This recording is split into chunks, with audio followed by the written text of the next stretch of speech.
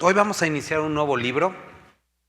Nos vamos a ir a las cartas de Juan. Vamos a estar en Primera de Juan. Acabamos Mateo el domingo. Entonces, recuerden lo que les había comentado. Vamos a estar, ya habíamos avanzado casi todo el Nuevo Testamento. Tesalonicenses, Timoteo, Efesios, Filipenses, Primera de Pedro, y nos quedamos en las cartas de Juan, porque terminamos Segunda de Pedro. Entonces hoy vamos a continuar en las cartas de Juan, y el domingo vamos a ver Judas, y después de Judas pues nos vamos a ir a Apocalipsis. Pero bueno, hoy vamos a iniciar, los miércoles vamos a estar viendo las cartas de Juan, ¿sale? Entonces pues les invito a que abran su Biblia en Primera de Juan, y vamos a iniciar con una oración. Padre, muchas gracias porque hoy podemos sentarnos juntos, abrir tu palabra y disfrutar lo que tienes para nosotros. Quiero rogarte que a través de este estudio, te ruego que puedas ayudarnos a experimentar realmente la vida, tu amor, tu verdad, y que podamos conocerte más y podamos ser obedientes a ti, Padre. Abre nuestros corazones para lo que hoy tienes para nosotros. En el nombre de Jesús. Amén. Bueno, pues el libro o estas cartas de Juan se considera que fueron uno de los últimos libros escritos de toda la Biblia. Obviamente no está acomodado hasta el final, pero se cree que fue escrito incluso después de Apocalipsis. Esta carta de Juan es una carta importante porque Juan, ¿cómo se decía él? ¿Que era el discípulo qué? Que era el discípulo amado. Generalmente tenemos esta idea que era algo así como de presumir, decir era que el discípulo que Jesús amaba más, pero lo que estaba queriendo explicar Juan era algo que lo había fascinado completamente. Era que Jesús lo había amado. No era que fuera el más amado, el que prefiriera sobre los demás, sino él decía el discípulo a quien Dios amó. Y vemos esta diferencia porque ¿cómo es que Jesús le llama a Juan al principio de su discipulado? ¿Se acuerdan? Los hijos del trueno. ¿Por qué los denominaron de esa forma? ¿Se acuerdan? Porque en su arrebato, en su enojo, en su orgullo, en el adjetivo que le queramos poner, llegaron a una ciudad que era la ciudad de los samaritanos. Ellos tenían cierto prejuicio hacia los samaritanos, no se llevaban bien con los samaritanos, y se ofendió muchísimo Juan porque no lo aceptaron en la ciudad. Y entonces le dice, Jesús, ¿cómo ves si entre tú y yo hacemos descender fuego y los consumimos? Y vemos a un discípulo que Jesús lo define y le dice, oye, tú no sabes de qué espíritu eres. Y utiliza esta palabra que ayer estábamos, los que estuvieron en el Oriente estábamos viendo esta palabra, ignoras tu propósito, ignoras mi propósito, ignoras para qué es el poder de Dios, ignoras de qué espíritu eres un ignorante en varias cosas espirituales, y esa ignorancia te lleva a presuponer que a mí me gustaría asesinar a las personas. Y Jesús le dice, yo no vine a destruir, vine a salvar. Ahora, este hombre, que al inicio quería destruir personas, lo vemos después escribiendo todo el tiempo del amor. Entonces, hay algo importante aquí a notar, que vemos el fruto de caminar con Jesús, un hombre completamente transformado. Ahora otra cosa, me gustaría darles un pequeño como bosquejo de qué es lo que vamos a estar viendo.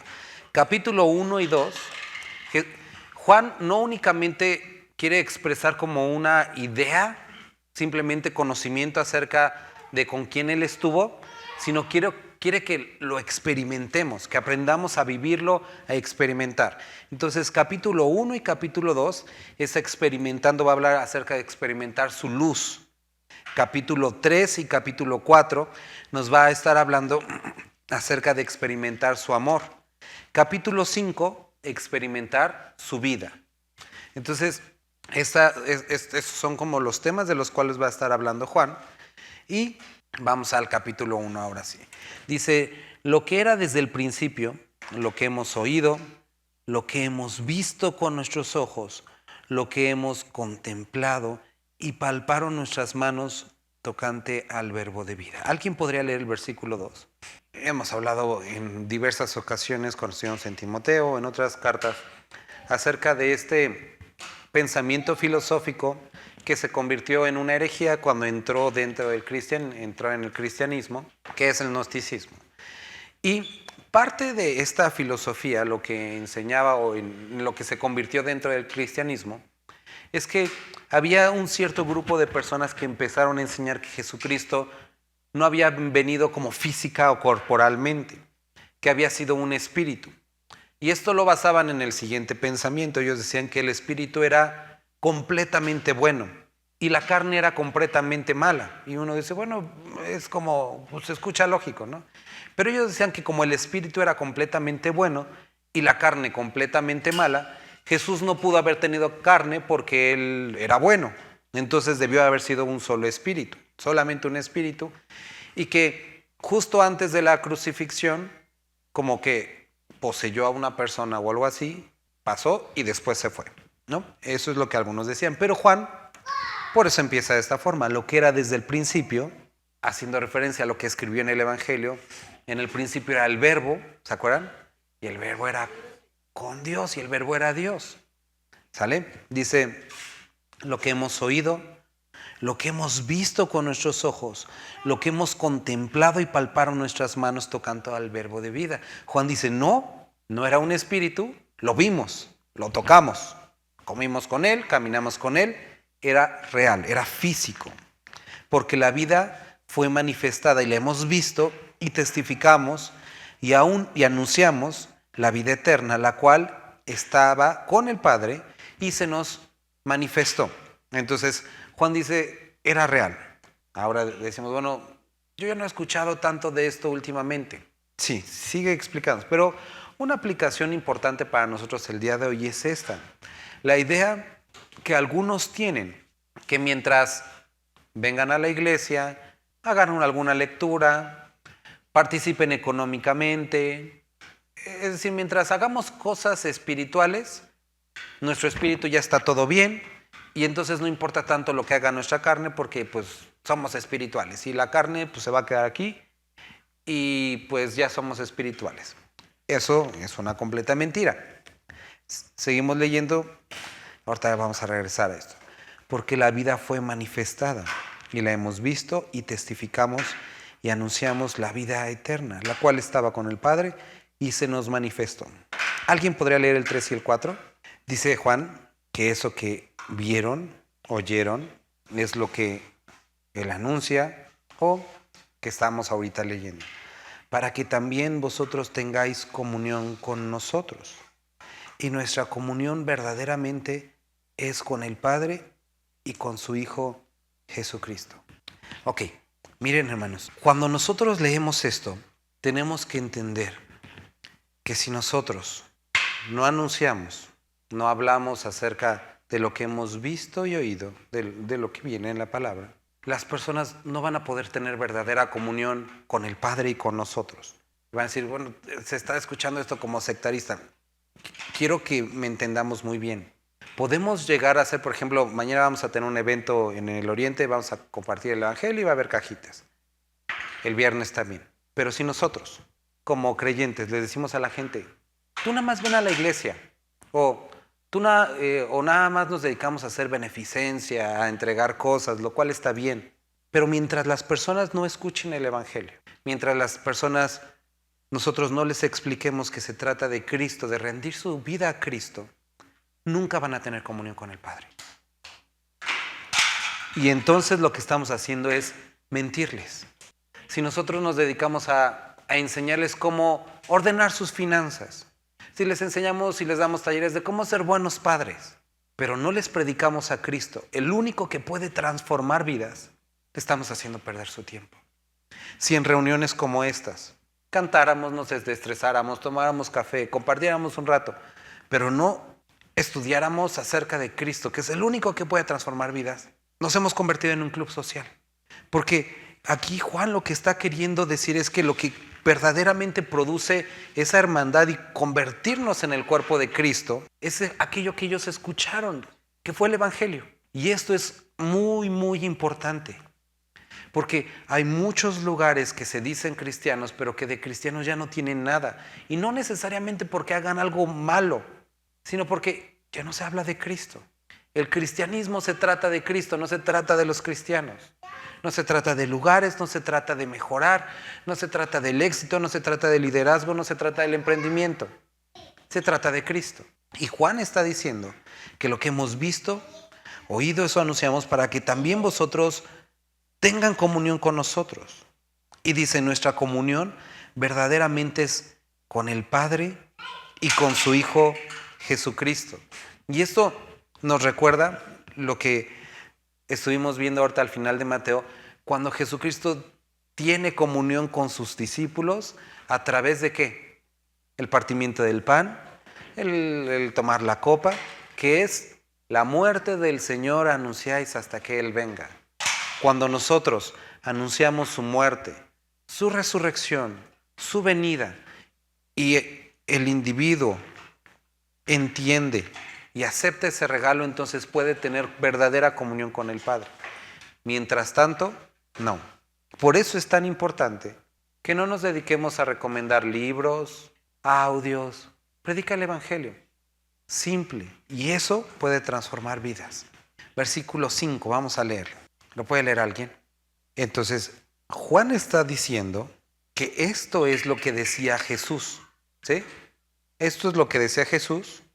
Lo escucharon y aquí lo está repitiendo. Lo que decía Jesús es, ¿lo puede decir alguien? Dios es luz y no hay una parte oscura en Él. No hay tinieblas en Él. Todos estamos familiarizados con esta filosofía, ¿no?, oriental del Yin Yang, ¿no? Es este balance entre la oscuridad y la luz en el que algunos debemos de buscar o podemos encontrar, lo cual es simplemente filosofía oriental, pero que nadie tiene nada que tiene que ver con nuestro Señor. Dice, este es el mensaje que hemos oído de Él y os anunciamos. Dios es luz y no hay ningunas tinieblas en Él. Si decimos que tenemos comunión con Él y andamos en tinieblas, mentimos y no practicamos la verdad.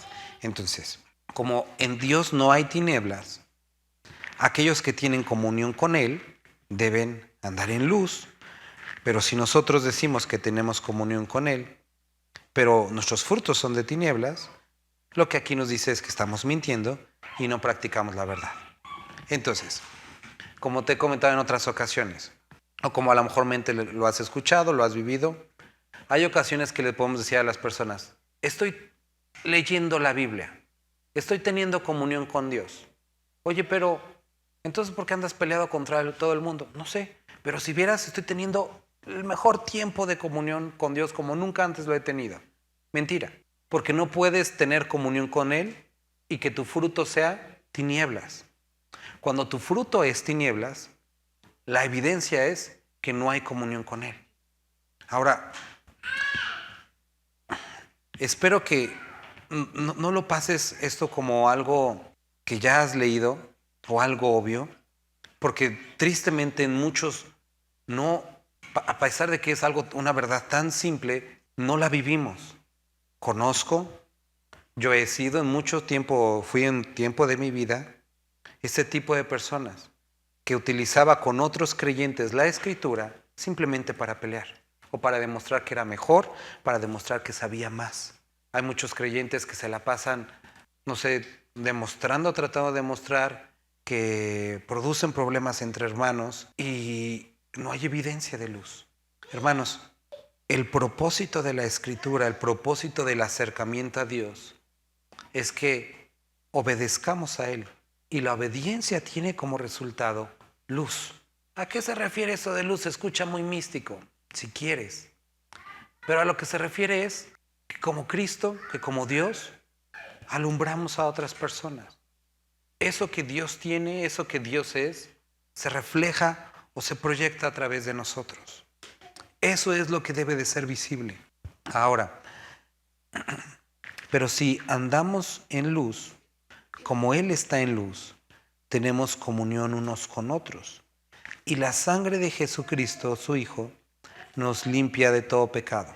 Entonces, si nosotros estamos perseverando, andando en luz, y la palabra que encontramos aquí es algo que se menciona que es algo constante, es una búsqueda de la luz, es una búsqueda de esa comunión con Él, como Él está en luz. Entonces tenemos comunión unos con otros. Primera cosa, el estar buscando a Dios y deseando tener comunión con Dios nos va a llevar a desear y a tener comunión con otros. Por lo tanto, aquel que se aleja de sus hermanos, aquel que se aleja de los demás, que tiene conflictos con todo el mundo, puede ser una evidencia de que no están dando en luz. Que es lo que sucede con muchos cuando se apartan de Dios, dejan la iglesia un tiempo. ¿Por qué? Porque la luz de los que están caminando en luz hace evidente las tinieblas que tiene cada uno. Y entonces, eso hace sentir incómodo a la persona. Entonces, primera cosa, si decimos que tenemos comunión con Él, si andamos en luz, tenemos comunión unos con otros. Y después dice, y la sangre de Jesucristo, su Hijo, nos limpia de todo pecado. Nos describe la siguiente cosa, que lo que está y lo que hace y lo que produce esa comunión es santificación. Es decir, nos va limpiando, nos va transformando, como lo que nos describe Corintios, que a través del Espíritu, dice, viendo a cara descubierta como un espejo, somos transformados de gloria en gloria como por el Espíritu. Entonces, el estar en comunión con Dios va limpiando nuestra vida, va transformando eso que nosotros somos. ¿Sale? Dice, si decimos que no tenemos pecado, nos engañamos a nosotros mismos y la verdad no está en nosotros. Si confesamos nuestros pecados, Él es fiel y justo para perdonar nuestros pecados y limpiarnos de toda maldad. Si decimos que no hemos pecado, le hacemos a Él mentiroso y su palabra no está en nosotros. Ahora, tenemos fresco Mateo y espero que se acuerden de este capítulo que pasamos, cuando Jesucristo confronta a los fariseos. ¿Cuál era el asunto de los religiosos? Eran personas que conocían muy bien la ley, como posiblemente algunos de nosotros. Tenemos años en el Evangelio. Yo podría decir, tengo al menos 35 años en el Evangelio, a lo mejor ya conscientes. 35 años de escuchar la Biblia. Pero llegó un punto en mi vida que todo eso que yo había adquirido, todo eso que conocía, no tenía efecto en mí. Al punto que personas me puedan decir, oye, ¿tú crees en Dios? Y tenía años. Y este es el asunto que está acá. El asunto que está tratando de describir. Quiere que experimentemos lo que es la luz de Dios. Hermanos, es muy importante esto. Y por favor prestemos mucha atención. Las personas viven en tinieblas. Los que no conocen a Dios viven en tinieblas. Y si nosotros nos dedicamos a presentar algo amigable para ellos, que no les ofenda, algo que no lastime tanto, sigue siendo tinieblas. En Dios no hay tinieblas y luz. Es luz, completamente luz. Las tinieblas son del enemigo. Entonces, no puedes disfrazar la luz. Cuando tú presentas la luz, se acaban las tinieblas. No las puedes disfrazar. No puedes disfrazar la luz. Por lo tanto, si nuestro mensaje está siendo diluido a las personas, no son luz, es tinieblas. Y los va a mantener en tinieblas.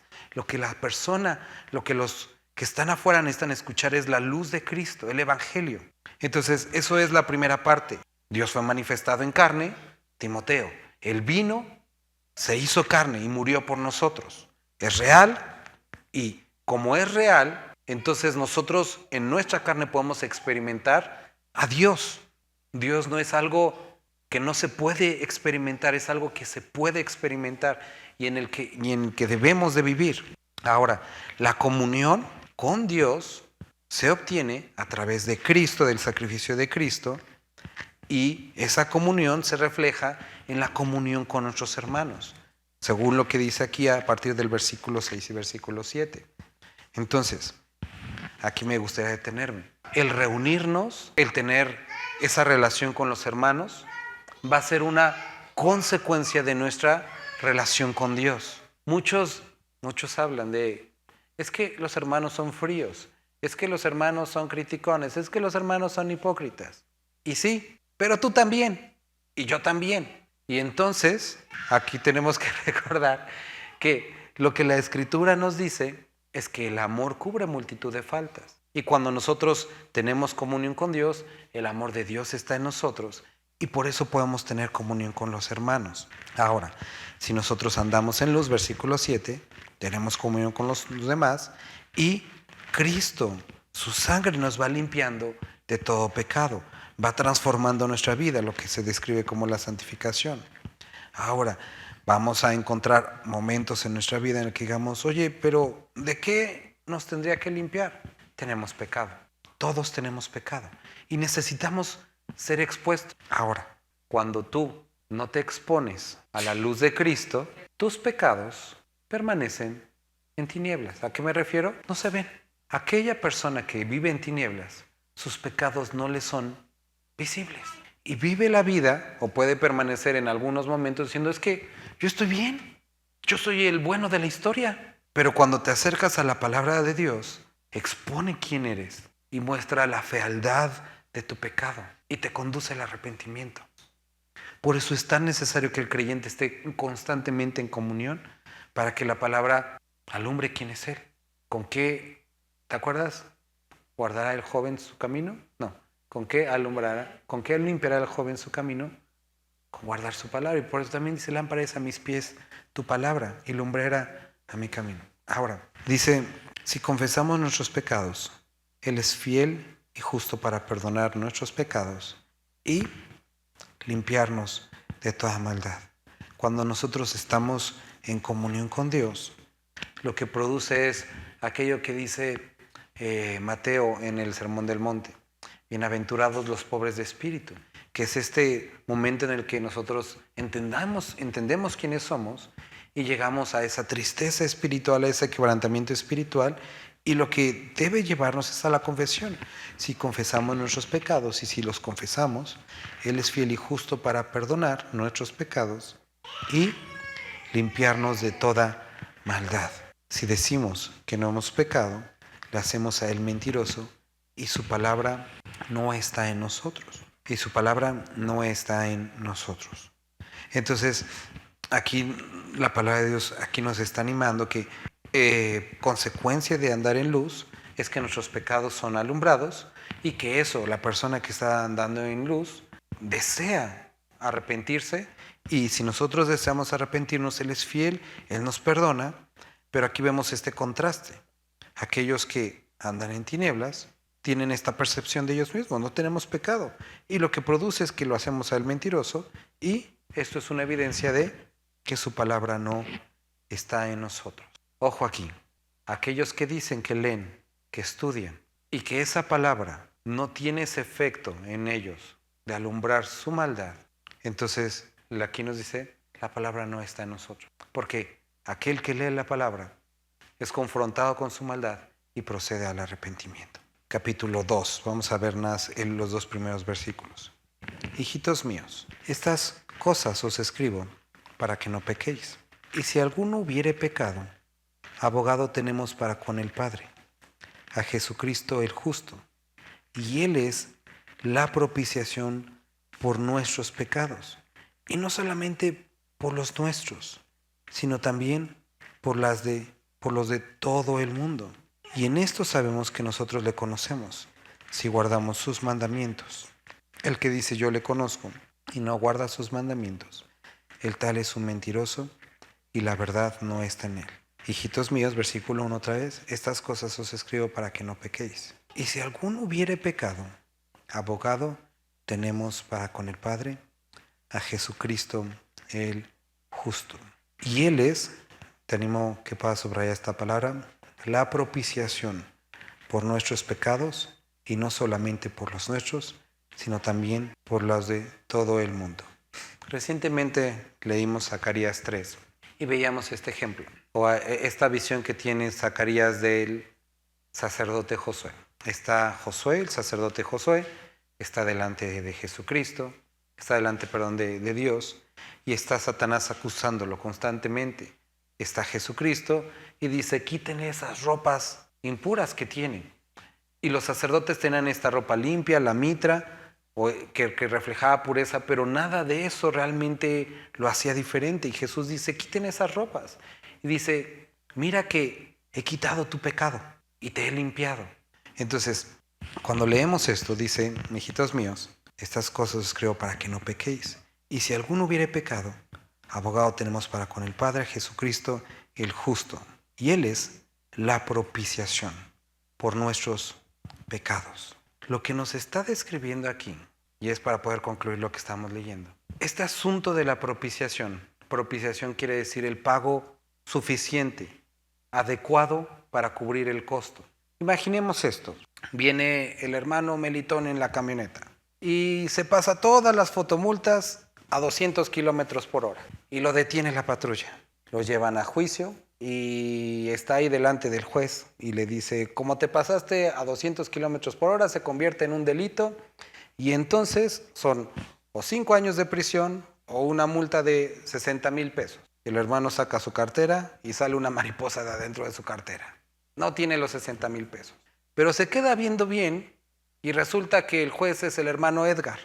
Y dice, no, pues es mi cuate, el hermano Edgar, ya la hice. Y el hermano Edgar dice, ¿cómo se declara el señor Melitón? Y Melitón dice, oye, pues somos amigos, la del Puebla, ¿no? Dice, ¿tienes para pagar? No, culpable. Pónganle las esposas. Y entonces Melitón dice, oye, ¿qué onda? O sea, somos amigos, somos cuates, sí, pero aquí soy el juez, ¿no? Pero se baja Edgar, se quita la ropa y dice, ahora como me he quitado la ropa, no voy a decir que le voy a perdonar, pero saca su chequera y el hermano saca sus millones y paga la multa, ¿no? Ahora, nosotros tenemos que ver que lo que hizo Jesucristo no fue simplemente pasar por alto nuestros pecados, sino se puso en una posición en la que podía satisfacer la justicia de Dios y la misericordia que Él tenía. Y entonces por eso Él pagó por nuestros pecados. Entonces el pago por nuestros pecados no está basado, o la defensa no está basada en amistad, o en no pasó, en me hago como que no lo veo, sino estuvo basado en el pago justo por lo que se necesitaba. Entonces, ¿por qué estamos, o por qué Juan está trayendo esto?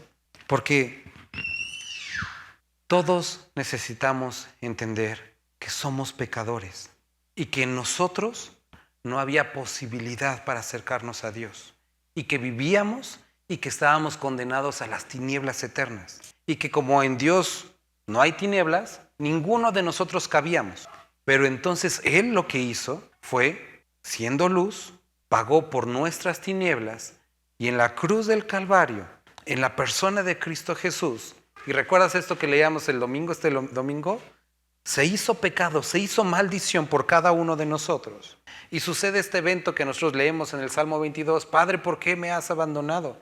Ese momento en el que todo el pecado del mundo estaba siendo vaciado sobre Él, y como en Dios no había tinieblas, a forma de que nosotros lo podamos, y se llama esto un antropomorfismo, es una forma de explicarlo con términos humanos, algo divino, dice o decimos que Dios volteó su rostro para no ver la oscuridad que estaba siendo vaciada sobre Cristo y entonces pagar por nuestras tinieblas que nosotros no podíamos pagar. ¿Qué es lo que necesitamos? ¿Qué es lo que necesita la gente? Reconocer que son pecadores. Y si reconocemos nuestros pecados, Él es fiel y justo para perdonarnos y limpiarnos de toda maldad.